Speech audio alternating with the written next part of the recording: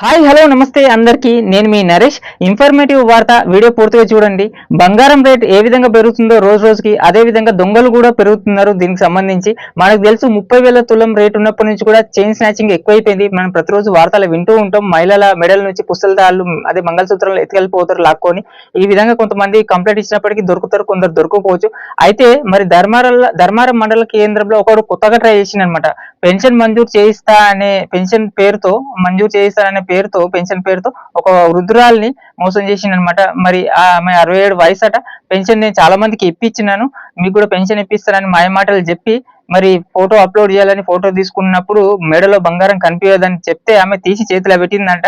మరి దానికి ఆమె నిజంగానే చేతిలో పెట్టింది, వాడేమో తీసుకొని ఇంకేముంటుంది పరారైందనమాట. తర్వాత కంప్లైంట్ ఇచ్చింది, దొరకపోవచ్చు. 3 తులాలు బంగారం అంటే, అది 3 తులాలు అంటే దాదాపు ఇప్పుడు ఎంత 3.5 లక్షల 1,20,000 3,60,000 పైన వాడు 2-3 చేసుకున్న చాలు నెలకి. మరి ఇలాంటివి జరుగుతున్నాయి. కొత్తగా ఈ విధంగా ట్రై చేస్తున్నారు చాలా మంది ముఖ్యంగా మహిళలు జాగ్రత్తగా ఉండండి. బయటికి వెళ్ళేటప్పుడు బంగారం వేసుకోకుండానే బెటరు. మరి వృద్ధులు కూడా, ముఖ్యంగా పెద్ద మనుషులు వృద్ధులు అయితే మరి వేసుకొని అయితే బయటకు వెళ్ళకండి. ఇది ఇన్ఫర్మేటివ్ అనిపిస్తే ప్లీజ్ లైక్ చేయండి, షేర్ చేయండి.